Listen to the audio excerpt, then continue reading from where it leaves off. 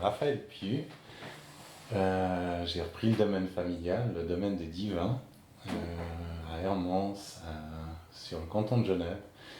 Et puis, une des particularités du domaine, c'est qu'il y a beaucoup de cépages, beaucoup par rapport à ce qu'on voit d'habitude. Actuellement, il y en a 65. Le domaine fait 4 hectares, et puis la majorité d'entre eux, plus d'une cinquantaine, c'est des cépages qui sont dits tolérants ou résistants aux maladies. Donc c'est des cépages en fait qui permettent de réduire conséquemment le nombre d'interventions phytosanitaires, que ce soit en bio, en conventionnel, en biodynamie, peu importe le mode culturel. C'est des cépages qui présentent génétiquement des résistances aux principales maladies de la vigne.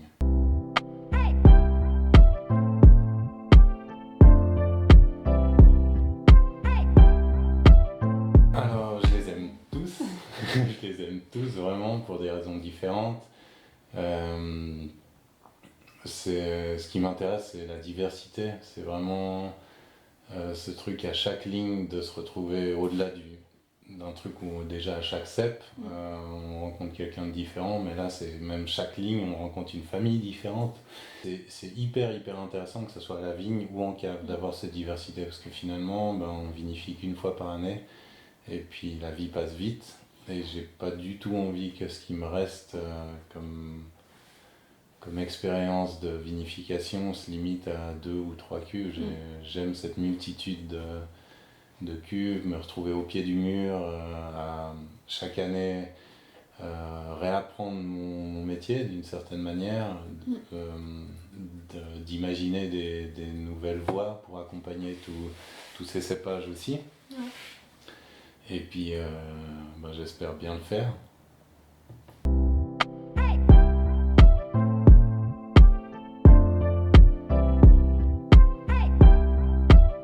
Je pense un petit peu comme les cépages classiques ou traditionnels en guillemets qu'on trouve en Europe, c'est que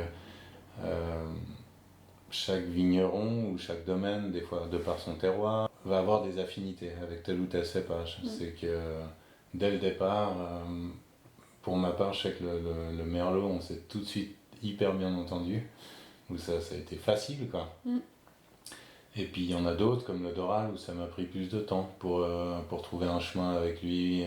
Je pense que c'est une des je sais pas si on peut dire frustration, mais c'est vrai que des fois j'aimerais pouvoir vinifier. J'envie les brasseurs pour ça. Je les envie pas pour d'autres trucs, mais je les envie pour ça, de pouvoir brasser toute l'année. De pouvoir multiplier les essais. Et chose qu'on ne peut pas faire en viticulture, disons.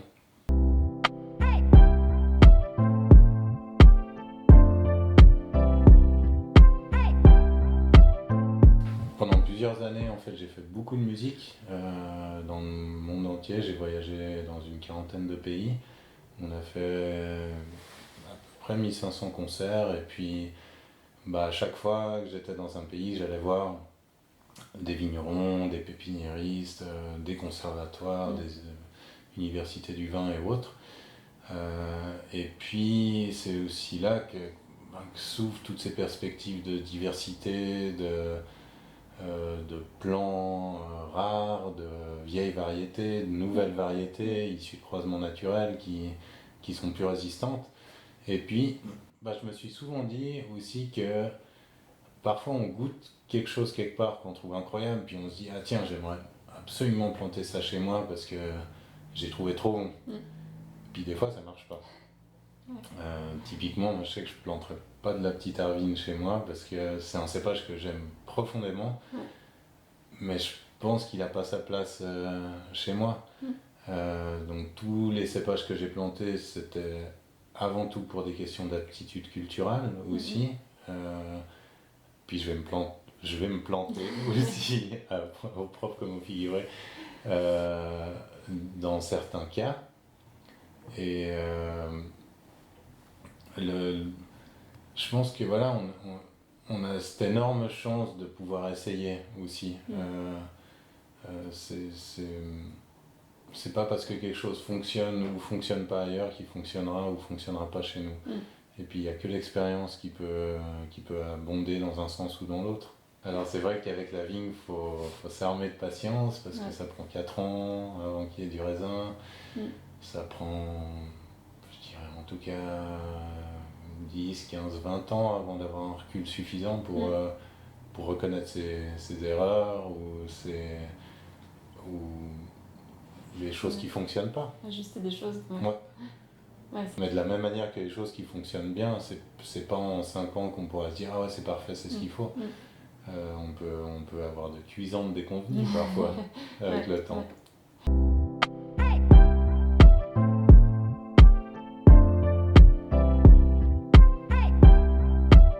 Je trouve que la vigne est belle partout, la culture de la vigne est belle partout. Celles et ceux qui l'accompagnent sont majoritairement très beaux aussi partout, avec différentes cultures, différents caractères, etc.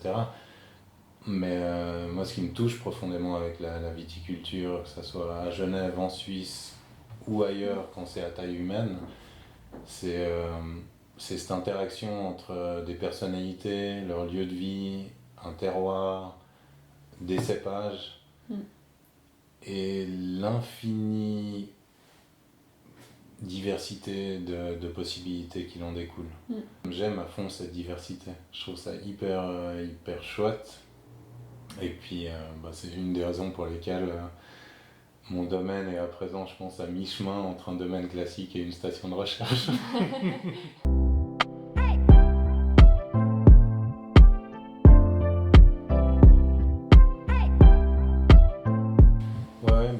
Avec des pépiniéristes, avec des conservatoires, avec des biologistes aussi, avec des passionnés de manière générale. Et puis c'est un très chouette chemin. Je me le recommande.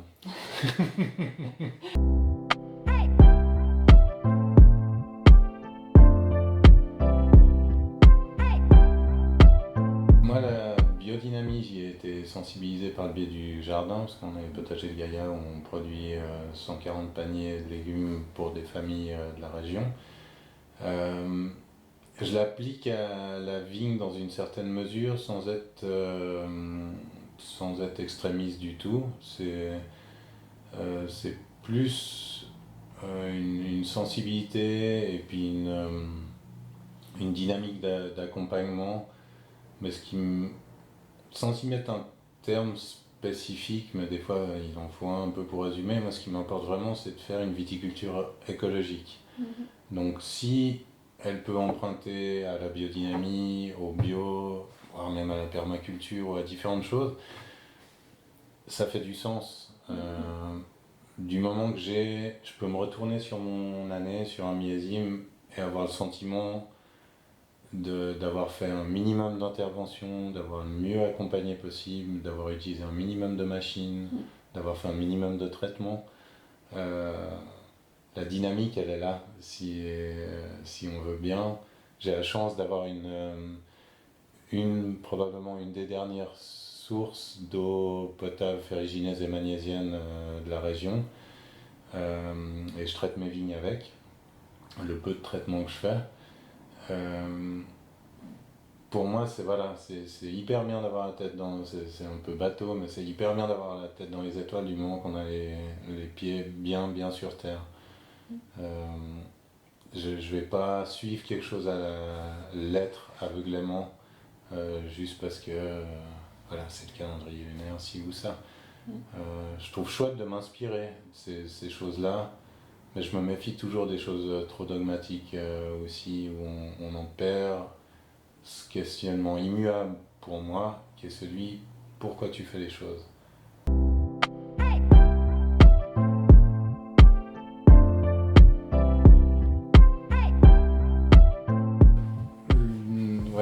Comme on en a un petit peu parlé, moi ce qui m'importe c'est de vendre, de transmettre du vin.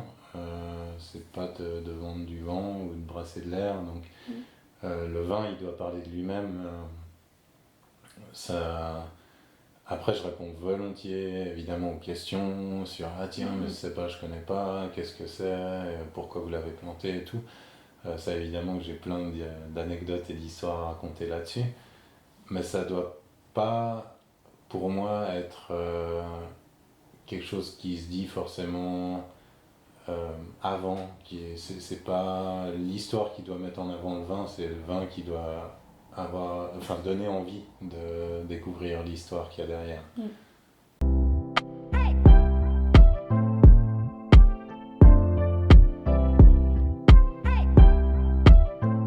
Alors, bon, c'est une anecdote parmi d'autres, mais il y avait un cépage que j'ai découvert au Japon qui s'appelle du Delaware et qui en l'occurrence, on était en tournée là-bas musicale et puis lendemain de soirée, très tôt, après une courte nuit, on va visiter une vigneronne qui avait son domaine à côté d'Osaka. On était frappés déjà en arrivant parce que toutes les collines étaient couvertes de serre en grande partie. Et puis je demande à la propriétaire, mais où sont les vignes? Elle me dit, mais sous vos yeux. Donc c'était de la vigne sous serre. Parce que historiquement, ils avaient plutôt tendance à produire du raisin de table. Et puis comme tout fruit ou légume, les conditions de vente sont bien meilleures pour le premier qui arrive sur le marché. Une des raisons pour lesquelles ils forçaient un peu les cultures avec ces serres, qu'ils avaient tendance à enlever, et puis c'était des vignes en pergola sous ces serres. Et maintenant, ils viennent de plus en plus à des modes de culture un peu similaires à ce qu'on trouve en Europe ou dans le monde. Puis on a goûté différents de ces vins qui étaient chouettes dans l'ensemble. C'était une belle personne, puis elle accompagnait des belles choses.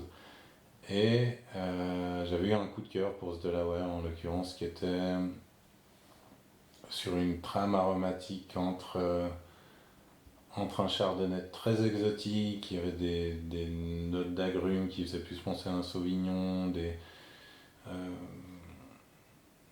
aussi une fibre presque Riesling sur certains points, c'est hyper intéressant. Et puis en fait à chaque cépage il y a une ou plusieurs ou beaucoup d'anecdotes dans ce sens là, c'est qu'à chaque fois c'est des émotions, parce que je crois que le vin, justement, c'est un vecteur de vie, c'est un vecteur d'émotion, de rencontre, d'échange.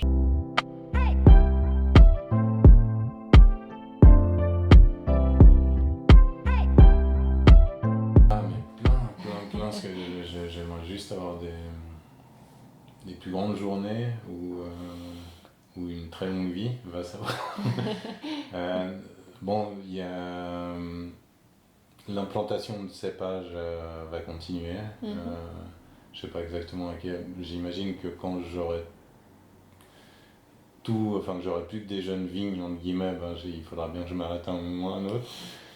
Mais ça va continuer sur cette lancée de très petites, de 200-300 mètres carrés par cépage, pour me créer un grand clavier de composition pour autant faire des belles notes tenues que des accords toniques ou langoureux, qui sait. Et après, il y a tout un tas d'essais qui vont se faire aussi avec... ça peut être avec des animaux, la présence animale dans la vigne, ça peut être avec des plantes aromatiques médicinales aussi, soit cultivées entre les vignes, soit entre les pieds de vigne. Il y a beaucoup de choses comme ça qui sont en projet, et puis qui vont se mettre en place au fur et à mesure, qui se mettent en place au fur et à mesure.